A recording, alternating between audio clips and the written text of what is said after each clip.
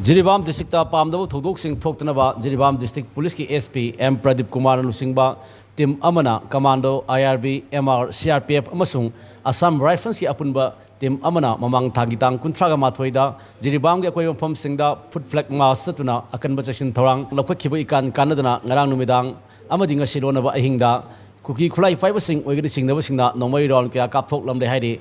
tungdang ase ayuk Jiribam police kangmuna thibu mogi thabuk sathabada Gularthol beitai khul amadi Phaitol gi mafam singda sakhangdaba singna Saramba bunker ahum thengnakhibul loena bom ahum jok fat pangamkhre haidi thawdok asi matang ngasi Jiribam police ki SPM Pradip Kumar ga pawmi singa unaba amada mahak naikhi ngarang nongwei matung pung 30 minute 35 rom ta matamda Jiribam gi samu phabi area da sakhangdaba singna nongwei ron kya kapthok lomi makhol takhi thawdok adu thokra matungda police mai kai degi nongwei kapi muhta commando team ama mafam odo thajinduna irang thoktuna ba section thawang lokol han khilorena Assam Rifles commandel kuki inpi Jiribam Tamelong amasung atai Gularthol gi mioi singda pau pikhi lorena ngase yupung mapalom ta matanda Jiribam police Tamelong police CRPF Assam Rifles amasung mga suba MR gi apun security chani yang khairomna Gularthol amasung Phaitol gi mafam singda operation chathake operation aduda Gularthol gi maitai khulda ahan mu oina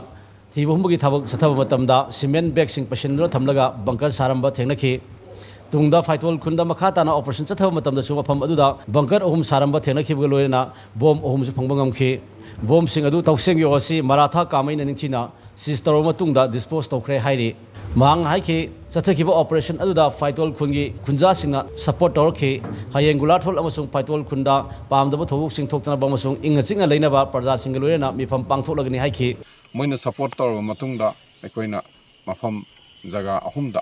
kaino tore moigi send back tor ga toba bunker sing se ahoina lokhthoe adu main toroga akoigi bomb gumba sing bagi electric bomb dinataba sar kai heda improvise kai heda yamna crude oiba bomb man ba khara akoina ahum gumba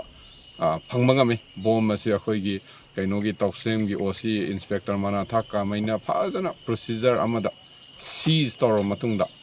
magi disposal jo tokthoi nomai kapagi makhon tare herga jo mayamna tawngani ba si attack toba amada attack tobagi phibamdi ude mokoi je ayamana defense ki oina nakan ni mata dumaina ui